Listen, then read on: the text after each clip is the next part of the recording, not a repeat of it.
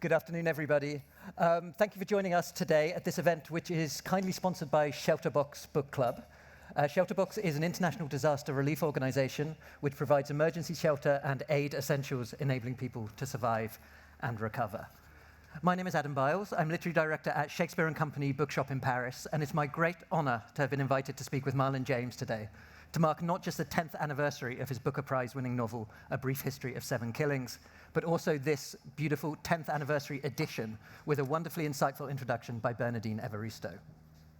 I've interviewed Marlon about A Brief History before, 8 years ago at the bookshop, a conversation that you can read in this book, the Shakespeare & Company Book of Interviews. So when I was asked to do it again, my first thought was whether I could have anything new or anything different to ask. Then I began reading the book and all doubts dissolved. What a novel. With enough interconnected layers to rival Don DeLillo at his peak, and with a more enthralling and unhinged cast than the wildest James Ellroy, A Brief History of 7 Killings begins by plunging us into 1970s Kingston in the days before an attempted assassination of Bob Marley, and carries us forward on a tide of voices, from gang members to CIA operatives to Rolling Stone journalists to mob bosses, even to a ghost, finally disgorging us in New York City in the early 90s, dizzied and awed. It's a novel teeming with life, with history, with ideas, with humor, with violence, but also with extraordinary tenderness. I read a lot of contemporary novels in my job, and I can think of only a handful that feel as genuinely radical, as bracingly new, as unequivocally a work of art as A Brief History of 7 Killings. I have little doubt that people will be reading it not just in 10 years' time, but in 100. Please join me in welcoming Marlon James to Hay Festival. Thank you.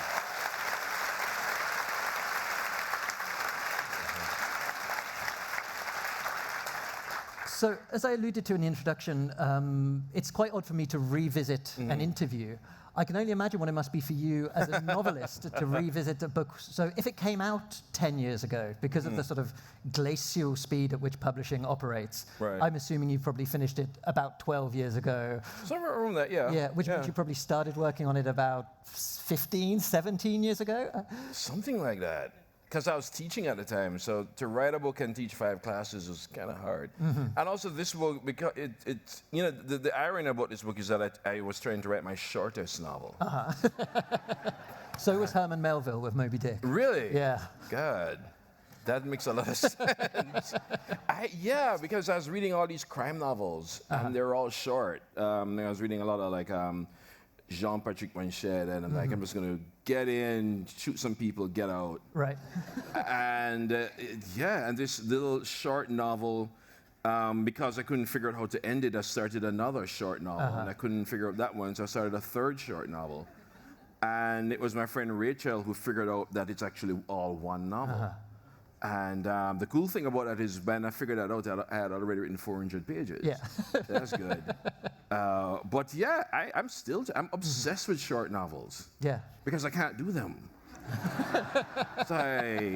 I'm obsessed with poetry. I actually teach poetry. I teach poets how to write poems. But man, those who can't do teach. Yeah. They really can't. So how do you feel then, revisiting the book now after 10 years? Like, do you feel a certain distance from it, or has the time given you more of a closeness? Do you understand the book more now than you did 10 years ago when it came out? I actually feel a certain distance from it, and I'm glad I do. Because in a lot of ways, Jamaica right now bears no resemblance, or little resemblance, to this. And I know this because I went back to Jamaica. They're giving me this award. And in the room were people who were in the book. And they're like, that book was good. I was like, you know you're in it, right? I was like, you know you don't come off well in it. And everybody's acting as if it was some other bunch of people. Like one of them is, Edward Steager's personal lawyer. I became good friends with him. I'm like, you do know they're all in it, right? It's like, yeah, they're not coming for me. I was like, the Jamaica's, it's so ironic when you are from a quote-unquote third world country, and we all moved to America because nonpartisan politics and all of that really swayed us. Right, yeah.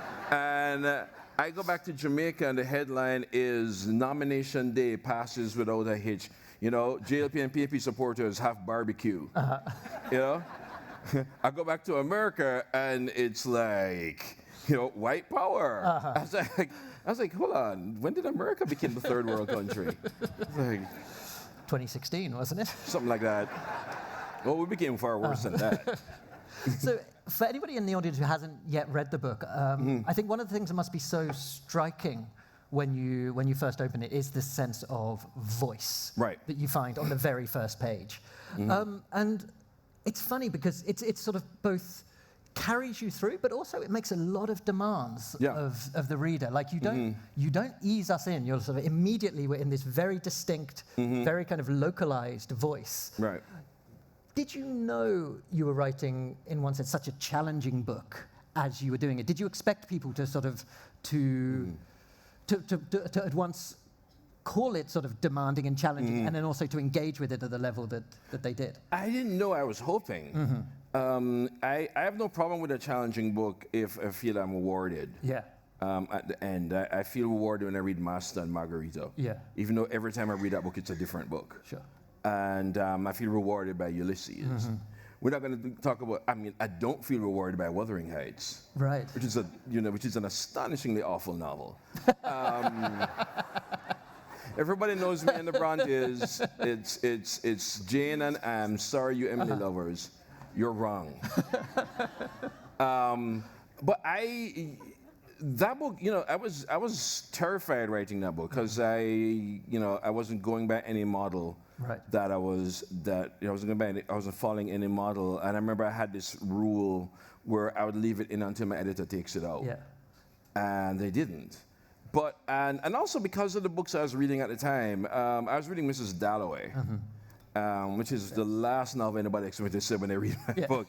But the way in which Mrs. Dalloway goes internally and externally at the same time. I mean, you have Virginia Woolf and James Joyce and Faulkner,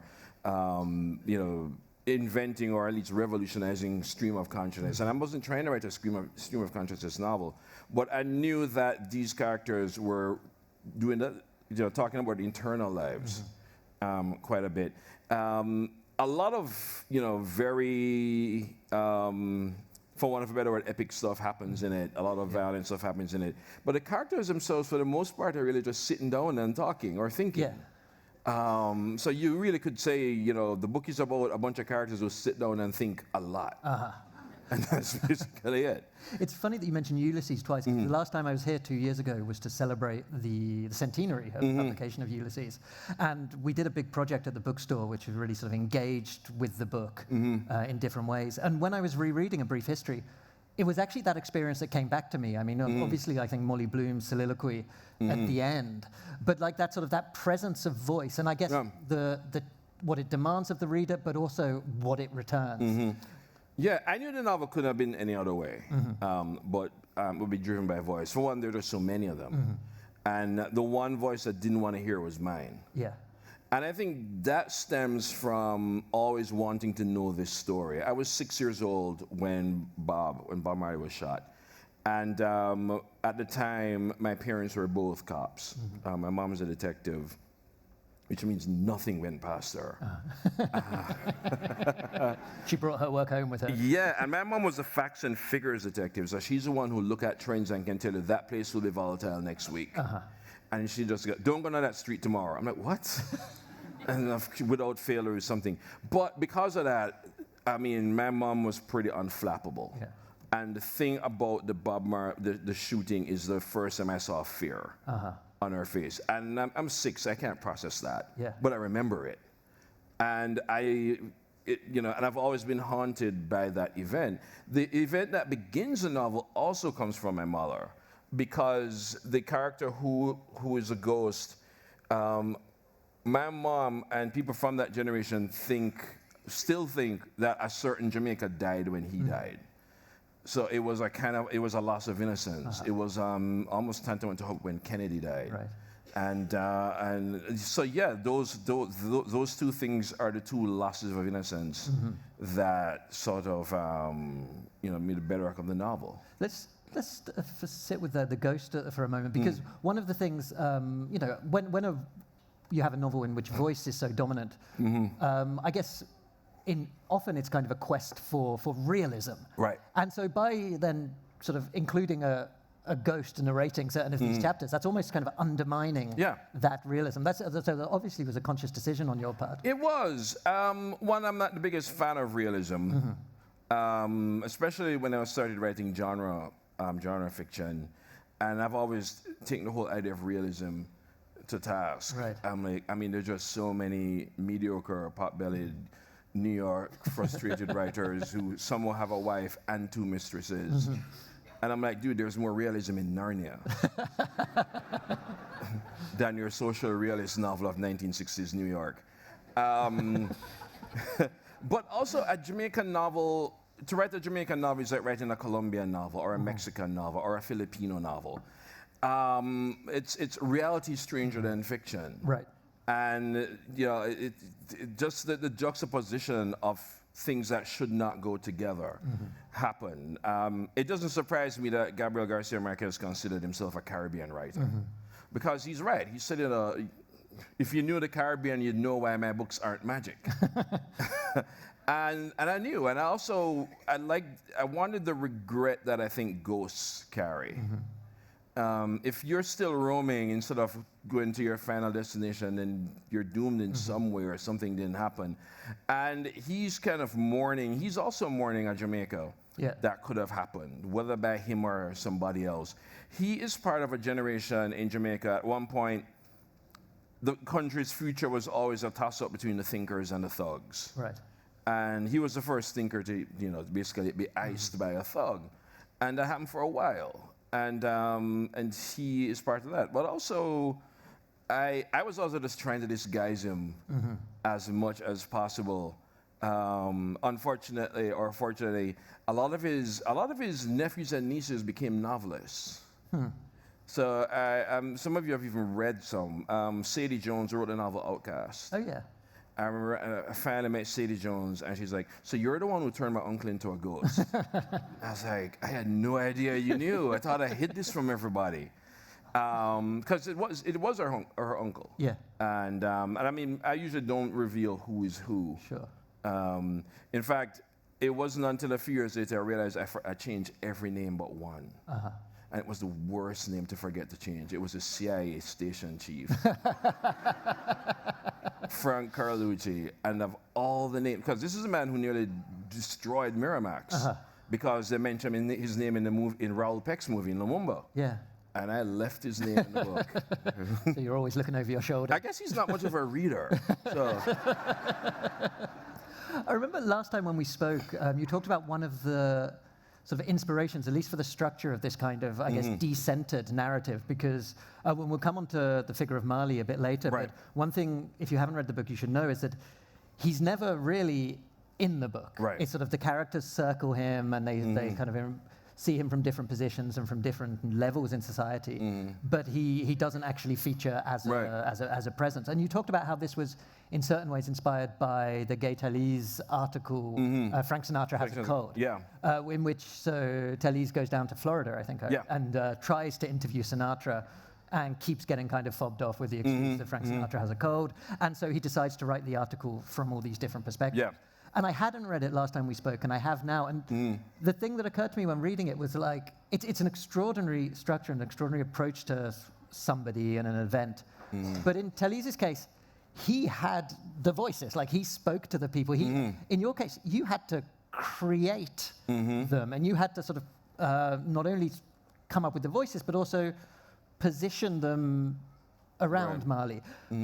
How was that done? Did you sort of have an idea of kind of, okay, I'm going to need a CIA bureau chief, I'm going to need a mob boss, how did it come about? I think that was a major part of it, because when I turned these failed novellas into this one novel, I'm sure I had 3 or 4 characters, but not really anybody else.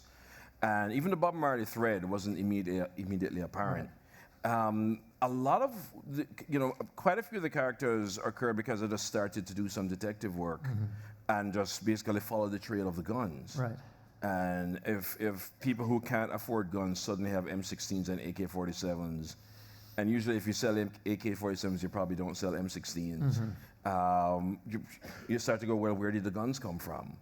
And where did the bullets come from? And the people who they got the guns from, who did they get it from? And before you know it, a novel that starts or opens in, basically a slum in Kingston becomes a Cold War novel. Right.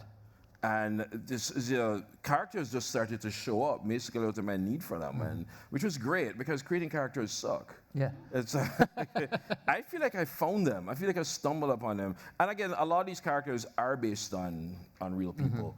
Quite a few of them are not, or they're composites. But I know it couldn't be nonfiction because I'm writing about a mystery, which is what happened to these boys. But sometimes characters just sort of showed up before I even knew what their story was. Yeah. And sometimes it's characters would just start talking about other characters. And I go, well, I guess I have to create that one. Yeah. And just as the story progressed, for example, a character like Nina Burgess isn't directly related to the events that happened. Right. She just is in the wrong place at the wrong time. Yeah. And when you start to think about things like violence or just politics in general, who it impacts. Yeah. And I was thinking of people who we don't normally think about, who get caught up in these things, bystanders, whoever's in the wrong place at the wrong time, somebody who came for X and got Y, that it just started to get bigger, bigger and bigger. And but I'm also very much interested in that era. My minor when I was in college was American and Soviet politics. Okay. So I'm still interested very much in the Cold War. Yeah. I mean, Lord knows this was the only time James Bond was interesting. I keep going, if for nothing else, at least James Bond might be interesting now. Yeah. I was intrigued by your use of the word politics there, because it feels, in a way, kind of in dispersing the voices of the novel, of not having a central character or a central voice. It feels, in a way, a kind of a political act. Was that something that was driving you as you were writing it? Did you feel that you were in some way sort of, was it a political comment on how novels work, how storytelling work, how we tend to look at the news and at society? I guess, because I read a lot, and you don't come across a lot of political novels. I'm sure somebody's willing to come at me because of my comment that Alex revealed to the world when I talk about the high income, low stakes novel. But it's where, and I understand. I envy people who never have to think about politics in their fiction or so on. Coming from Jamaica, I had to. Yeah. I grew up in a political culture. I grew up in a situation where partisanship is taken for granted, which is why Jamaica thoroughly perplexes me now, because nobody's partisan anymore. I'm like, but what are we going to kill each other over?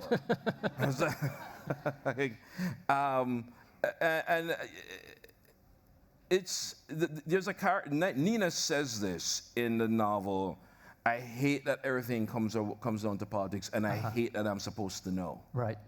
And she's resenting that everything, including crime, she has to filter through this. Yeah. And at the time, you had to. Even crime, for example, there was a time in Jamaica where downtown Kingston was actually pretty safe because it was organized crime. And if you're not on the list of approved crimes, then that crime didn't happen. So in some ways, if you're wearing a green T-shirt in the orange zone, you're probably killed.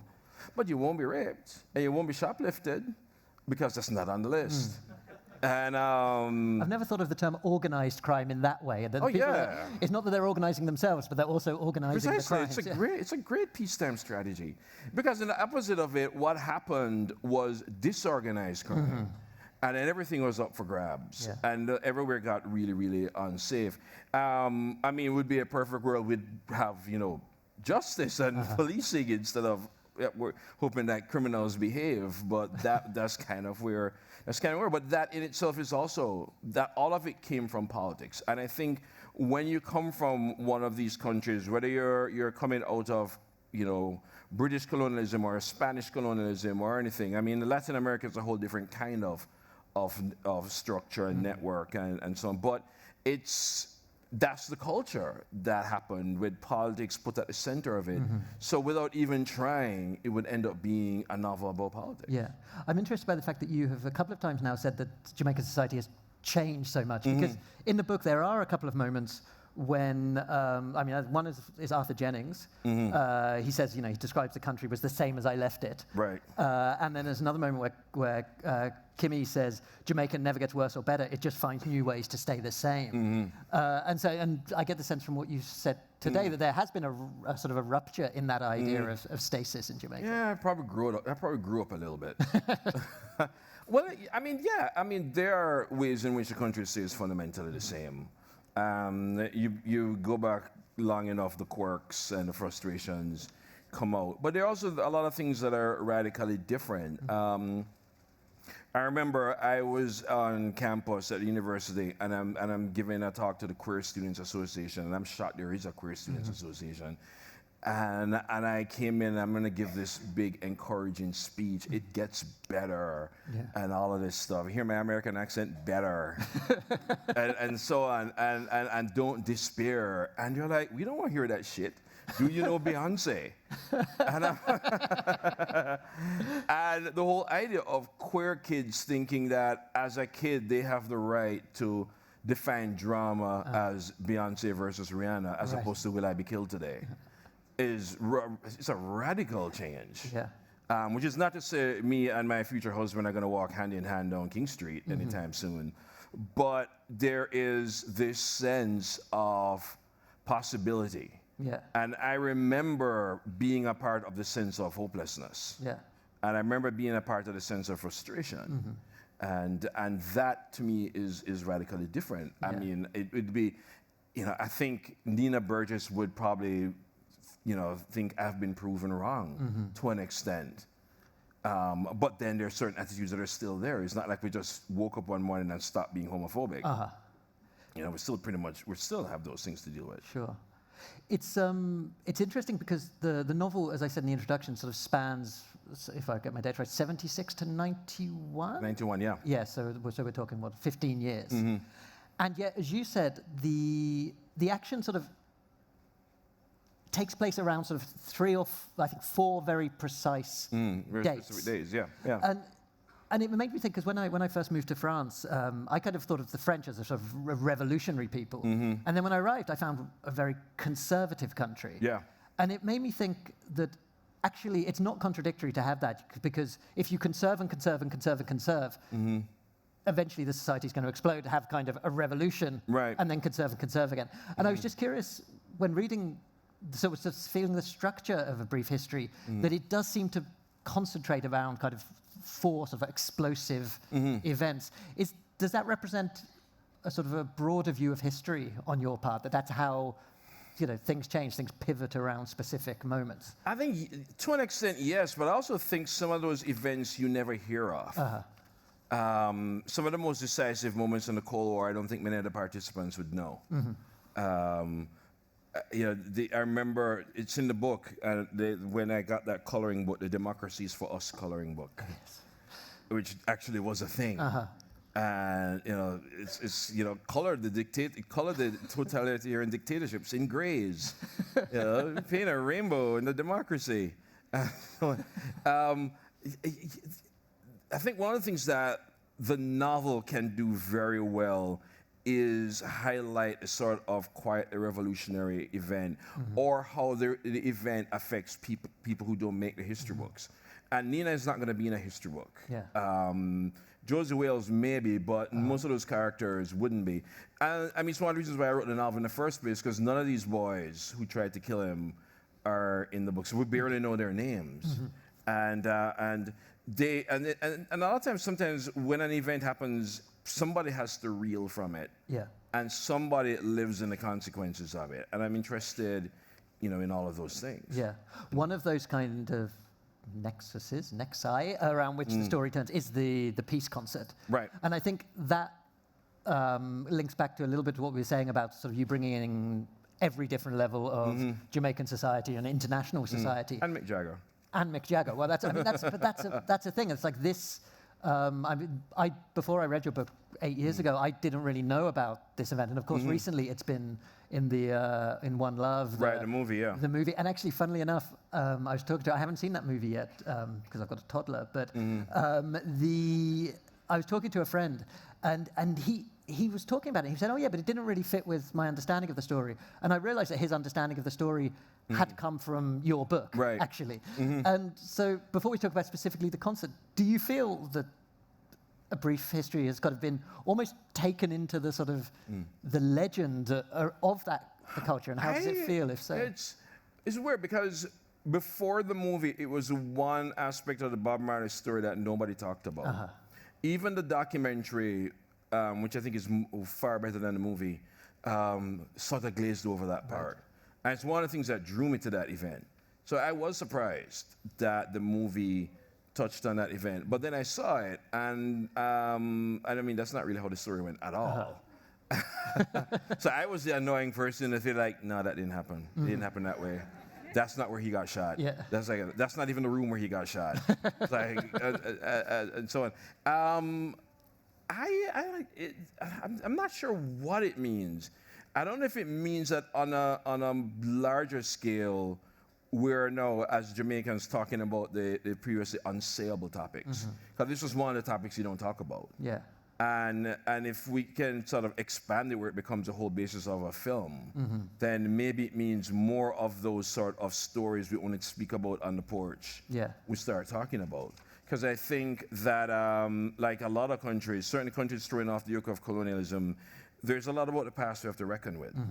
And they meet it past. I didn't really consider Brief History a historical novel because I was alive at the time, and I'm always offended when people go, "You're a historical novel." I'm like, "Shut up, fool." Jane Eyre is a historical period. Wolf Hall is a historical That's going to get worse and worse as the years go on. I know, it turns out the whole aging thing.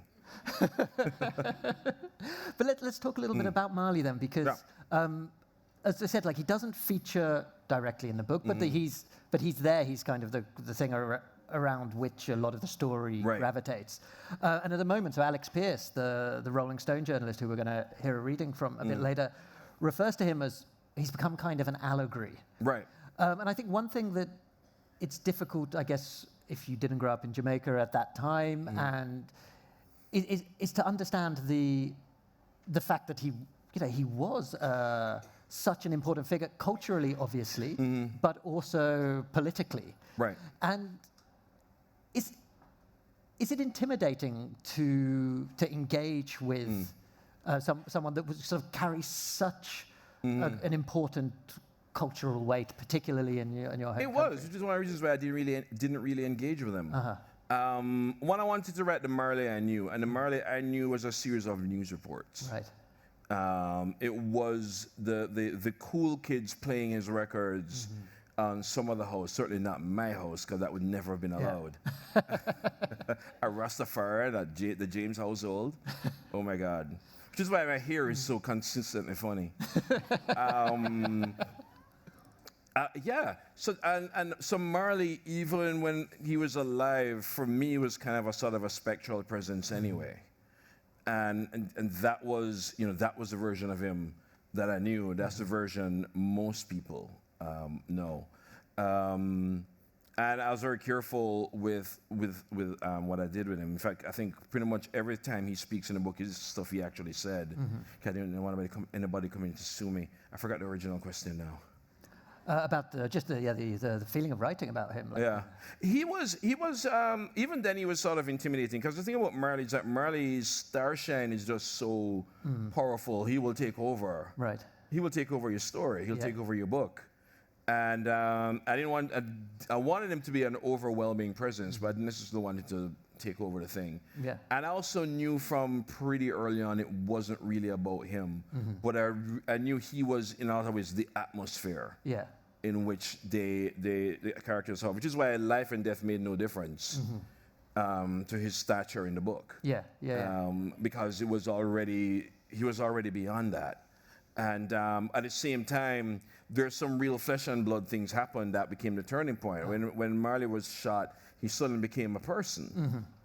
And I think it was one of the characters in the book said it. Says, I did something better than kill him. I made him human. It's a good thing he didn't die, because he's just a dude who got shot. Yeah.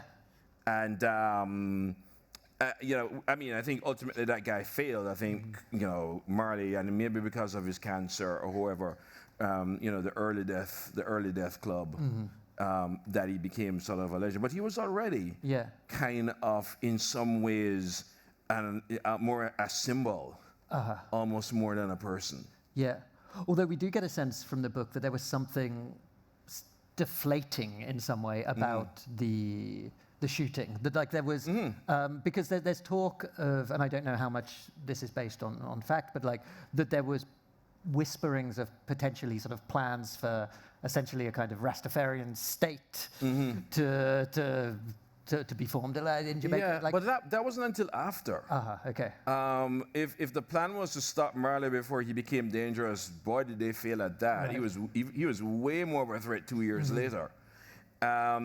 But there was the idea, because sooner or later, I think people who are suffering start to realize they're the only ones suffering.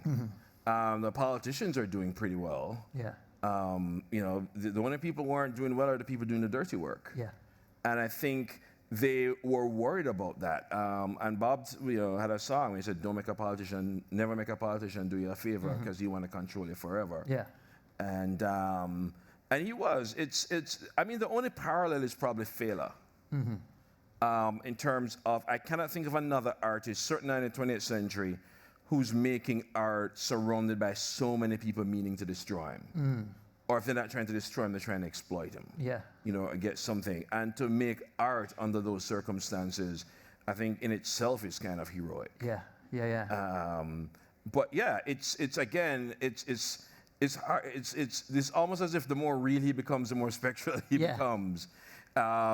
It's the more you talk about him as a flesh and blood person, is the more remarkable. Right. It becomes what he had done and what he was doing. Did you have any hope or ambition to in some way inform the legend or the character or the understanding of Marley through the book? Not really. I'm not sure it does that. Maybe it does, and I hope that's great. But I really was still more interested in the Jamaica at the time. And how the Jamaica at the time shaped who we are. Yeah. I was very much interested in what happens to our country 10, 12 years after independence. Right. There are a lot of Jamaicans who still feel nostalgic for empire and think that, and we'll say that Jamaica was way better back then. We're better when we're so on. Sure. And yet the worst slum, one of the worst slums in the world history was a Jamaican slum named Bakawal. And that was during the colonial period. So I did feel one of the things I wanted to do with this book is to sort of throw off the shackles of colonialism. But at the same time, we just threw off one colonial master for another. I mean, our colonial master became the U.S. And so it's we threw off one for the other. It led to different kinds of realities. Yeah. And it left Jamaica in this sort of state of flux. Yeah. And part of that novel was me trying to figure it out. Yeah. I totally failed. But okay, that feeds into what I was going to ask you, because you mentioned the looking at Jamaican society, and it does seem to me that one thing that the novel really succeeds at is kind of illustrating through, I guess, narrative and through character and through voice, the intersection of different social challenges and social movements. So you have, whether it be poverty in the ghetto, whether it be sexuality, whether it be sort of politics on every level, as we've discussed, whether it be violence. And it's something which is very difficult to, I think, would be very difficult to describe in an essay. And yet there's something, once you get to the end of A Brief History, you feel, even if you haven't articulated it to yourself, you get a sense of understanding about how these things, in some way, kind of intersect and lock together. Was that something that you had articulated to yourself before writing, or did you come to some sort of understanding of it through adopting the voices of these different people? I think I came to an understanding of it. I don't know if I was deliberately working to connect the tissue or to work out some sort of to make an overall statement or to figure out the ways in which these events sort of work with each other or work against each other. Some of that really did just happen. Right. I'm that person, if I go to a literature class and they're like, we love how you explore the theme of such and such. I'm like, yeah. Yeah, I did that deliberately. Yeah. Yeah. But at the same time, I knew I was working with a really big canvas for the novel. And I knew I mean, one of the reasons why the novel is the way it is that I had questions. And I had stuff to get off my chest. And I had things I was angry about. And things I was trying to figure out. Yeah. And the cool thing about the novel, certainly the big ass novels I write, is that you get the kind of broad canvas to try to figure these things out. And I knew whether it was Marley or contemporary Jamaica, there was a through line. Right. There was something holding all these things together. And if nothing else, ultimately it's all different parts of Jamaica. Jamaica is a small island, but there are like 12 different Jamaicas. Yeah. And I wanted to certainly show as much of those, as possible. There's one moment you just made me think where Alex Pierce, so the American Rolling Stone journalist, refers to Jamaican men and they're talking in riddles. And I just thought that's quite interesting, connected to what you said as like the novel almost as sort of a problem-solving thing. Is there that idea of, I mean, obviously that's an American looking into Jamaica, but is that something sort of inherent to the way Jamaican men or Jamaican people speak? Is there a kind of this idea of riddling, and do you feel that informs your storytelling?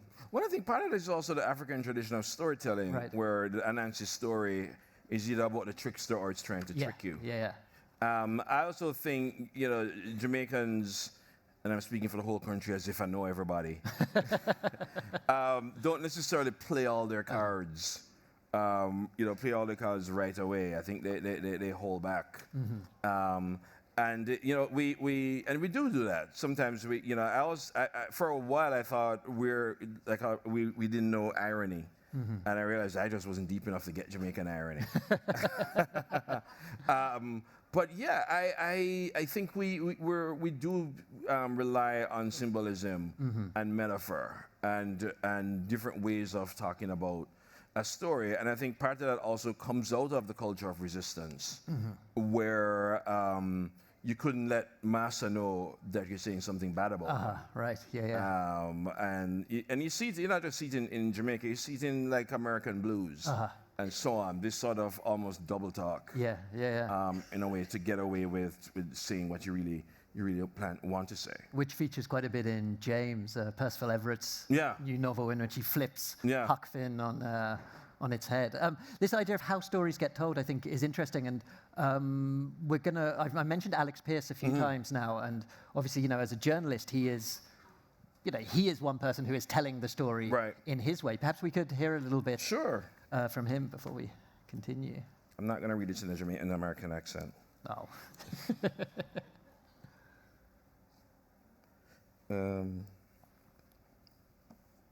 So this is Alex Pierce. He just landed in Kingston.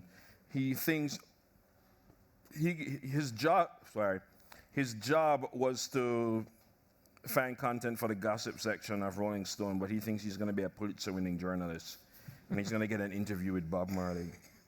So it says, a gig like this got its own juice.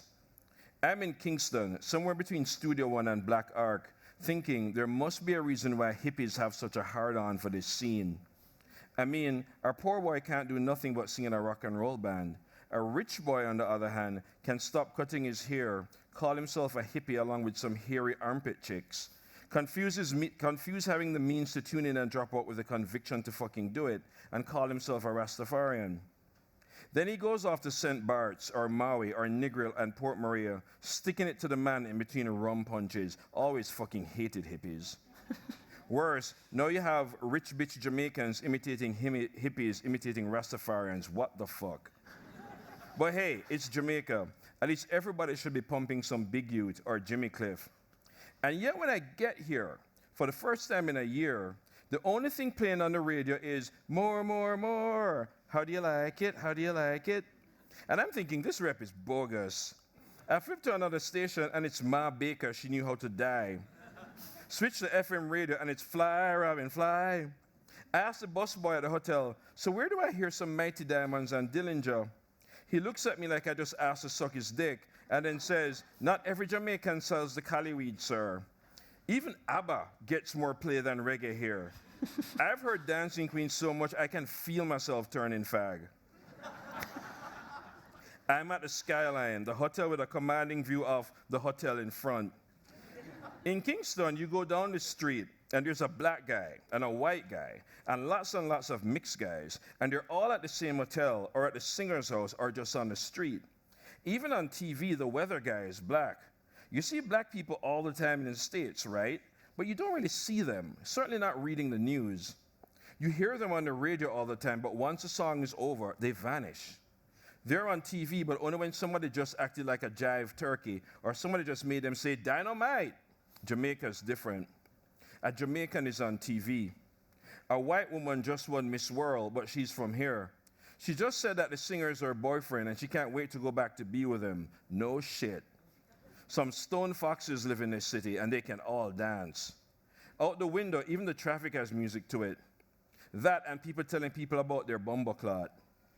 In the resorts, the Americans say bumperclat and think they're cooler because they got their head braided by a girl Friday, not from the movie. This is some Robinson Crusoe shit, black personal slave shit, no kidding.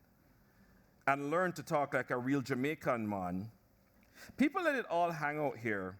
They move with a kind of swag, but nobody forgets their place. And if you talk to enough people in the hotel, you get the white tone. People being polite to a fault because that's how they were trained to talk to you. And because it's all about race, it fucks up all the time. One time, this black guy asked for the busboy to take his bags, and the boy just walked off. Guy started shouting that this is some slavery-loving Uncle Tom bullshit right here, for them to realize he was American. And even then, the boy asked to see his room key. Go out on the street, it's the same thing until you walk far enough and the people get realer. Still, it's Jamaica, and this place is kinda ace. Serge Gainsbourg, the ugly French dude, who keeps making cheesy records and scoring hot chicks, has a story. So he comes to Jamaica because he's here to do the reggae, and motherfuckers at the studio just laugh him off, right? Like, who the bumbleclat this little skinny little French you think him is? Serge says, but I am the biggest Bob Singer.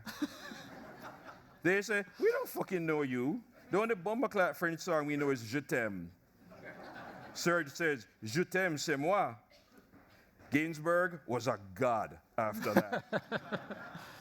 So I'm at Studio One, and I asked one of the men here if he could get me a cup of coffee, black, no cream. And he says, what, your hand sick? Go get it your blood clot self. Classic, man.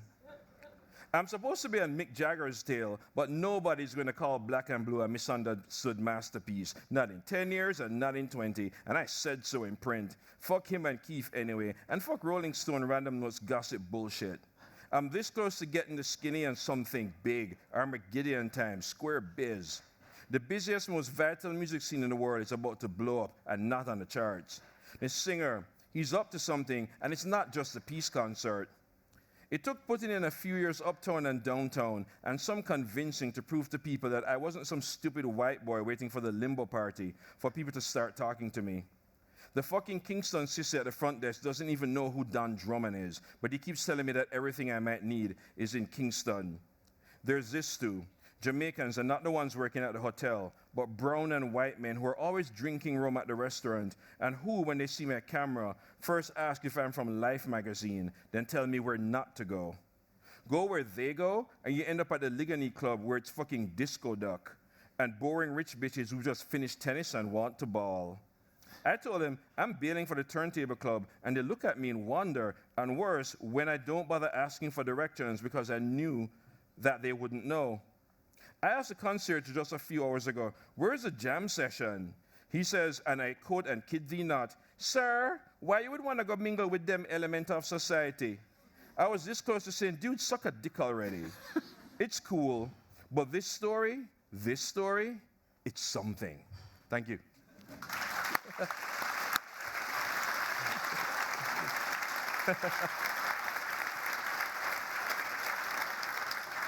I like that you said you weren't going to do the American accent, but the French one you went for, and that was really appreciated. So when he finishes there, saying this story is something. Later on in the book, we get at least extracts from quite a few years down the line, the story that he wrote, right, or he is in the process of writing, and gets a little bit of outside influence for. Yeah, I like that. That's the section where I think he gets book reviewed. Right. Except his reviews from a bunch of gangsters and say, we don't like that paragraph, change it or we kill you. It was a review of a certain sort. Yeah, you're channeling personal experience. Yeah, I mean, my editor has been known to say strong things. But I'm so intrigued by this, the inclusion of a Rolling Stone journalist, because obviously Marley was a big, massive in the music world, and of course, Rolling Stone were going to cover him. But it also, it feels to me anyway like it's got something to do with the way stories are digested and kind of locked in. And it feels like a little bit that what Alex Pearce is trying to do is kind of to lock in a reading of the story. Yeah. And what your novel almost sort of determinedly doesn't do, or determinedly does, is kind of try and break it open again. Right. Does that seem fair? Yeah, but also, Alex Pearce also happened because I was really inspired. One of my inspirations is new journalism, is Hunter S. Thompson. Right, yeah. And to a lesser extent, P.J. O'Rourke. And those guys, some Tom Wolfe. And I do think that these guys liberated journalism in a way. Even Mailer's nonfiction stuff, Miami and the Siege of Chicago. And although Mailer had a way of causing an event, then go, this happened. I'm like, dude, you caused it. But he strikes me. There's so many Jamaicans and there's so many writers who come to Jamaica thinking they'll be the one to figure it out. And the irony about Alex is that Alex did figure it out. He's just the only person who didn't realize it. So one day he wakes up and there's a gunman sitting at the foot of his bed because he knows too much and he doesn't even know what's the too much he knows. Yeah. And I also thought it was ironic that the one person who had a clue didn't realize he had a clue. Yeah. And he's the one who does the New Yorker story at the end. But I'm certainly interested, and I've always been interested in how people write Jamaica. This book happened I think it happened around the same time Binga Van Wainana wrote that article, How to Write About Africa. Yeah. And I remember I wrote a response to it called How to Make a Jamaican Music Video. Don't Google it. But I'm still interested in how people write Jamaica. I mean, one of the reasons why I knew this book is going to have more and more characters is I haven't figured it out.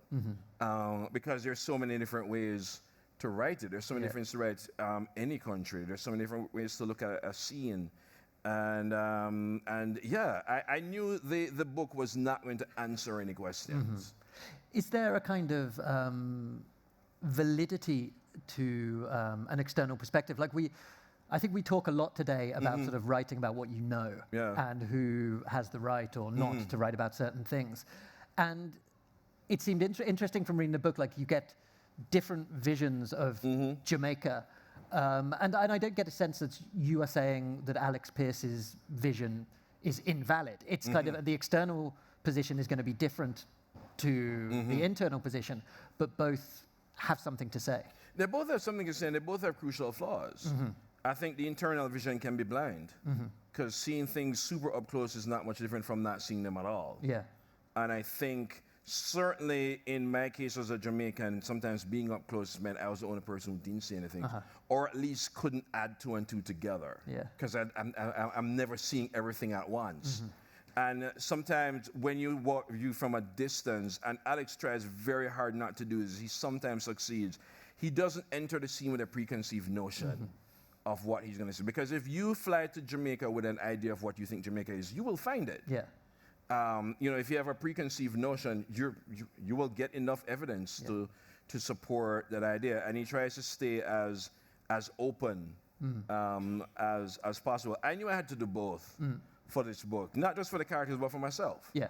I'm not sure I'd have written this book if I was in Jamaica. Yeah.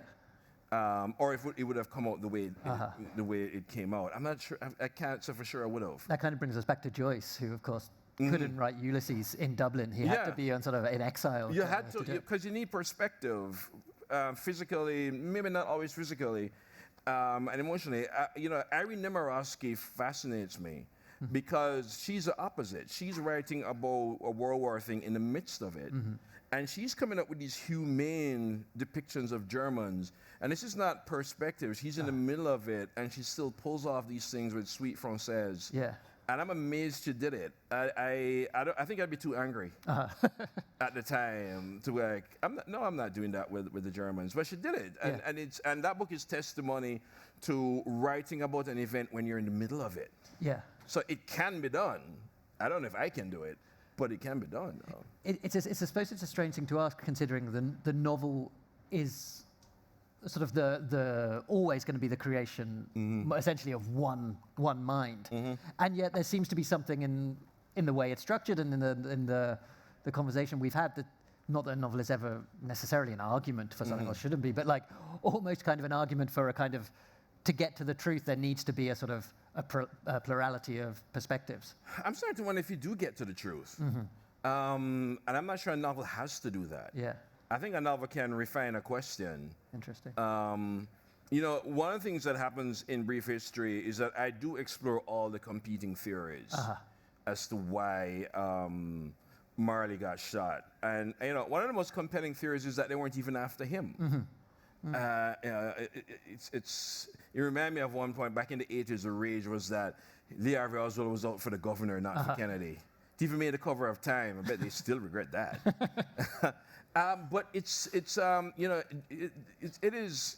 I don't think there are answers, and it is confounding. Orlando Patterson wrote a book about Jamaica called The Confounding Island, and it is. You will go crazy trying to figure Jamaica out. More so than trying to figure any other country out, do you think? Yeah. Jamaica's more confounding than most. Yeah, try figuring out Denmark. Yeah. Try figuring out England, I've given up on that one. I've given up on that one. But then I don't know if there should be figured out. I think countries are complex. I think people are complex, and I love dealing with the contradictions of people and of characters. And I like when characters don't make it easy for you to like them or hate them.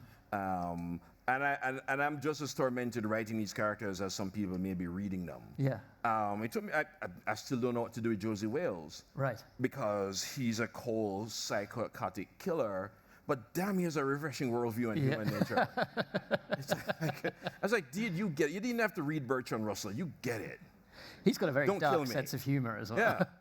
Yeah. And Nina knows enough to know what about her life is a hypocrisy and why her life isn't working. Yeah. She knows enough, but she still is kind of powerless to change it. And part of it too is that she won't acknowledge that she's living in fear. She just has she almost processes it scatologically when something trips the memory. But she also knows what time it is. And she's not kidding herself about her condition. But again, these characters, Weeper has this weird kind of bluntness about being gay when he's around another person gay. But then when he's not, he has to be he has to be as hardcore as possible. He has this wild idea that Air Jamaica, the plane is gonna fly by his window, seeing him having gay sex, even though no plane, and they're gonna just point from the airplane, there he is, as if a plane can fly past an apartment window. And they're all dealing with these things. They're dealing with, they're trying to sort of make their realities in this new environment. And in the last sort of the book, the new world is America. Yeah.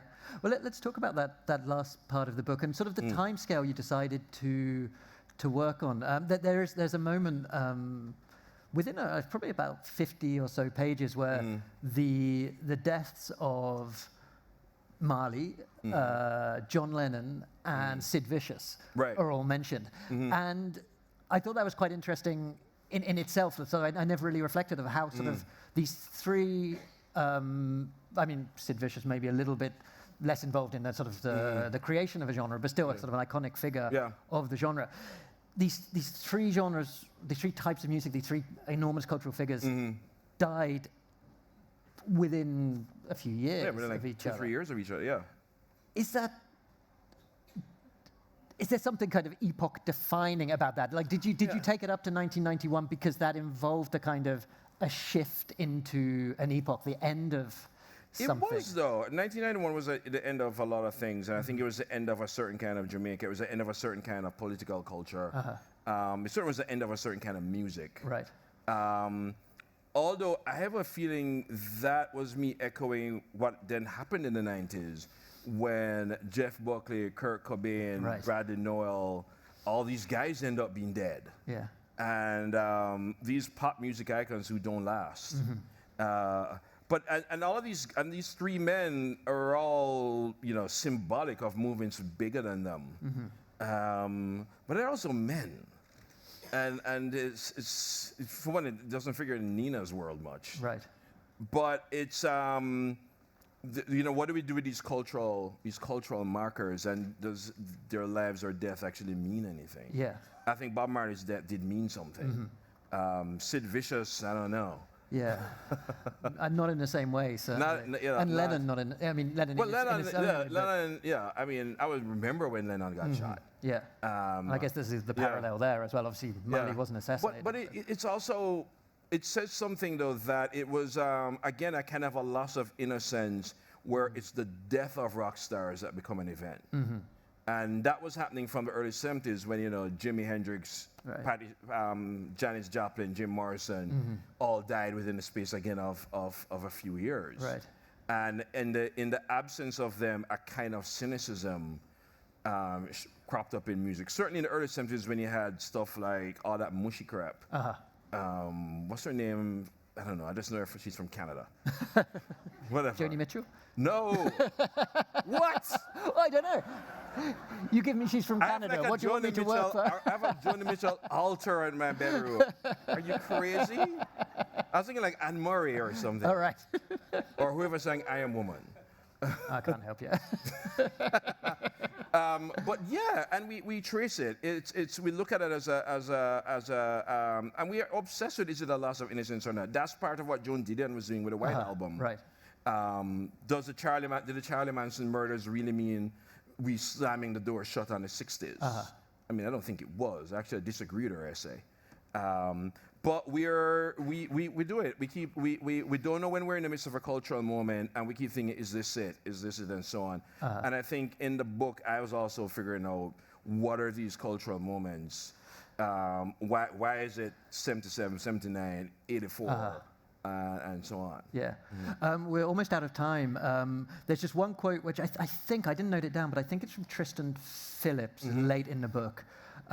Where he says, "Fuck you, Faulkner, the past really isn't dead. It's not even past." And that seemed to encapsulate something both about what's going on in the novel, but also in some way your approach to it, your project with A Brief History. Does that reflect in some way your vision of history? Well, yeah, because we're haunted by it. And even if we don't know, we don't understand history, we still live in the consequences of it. Sure.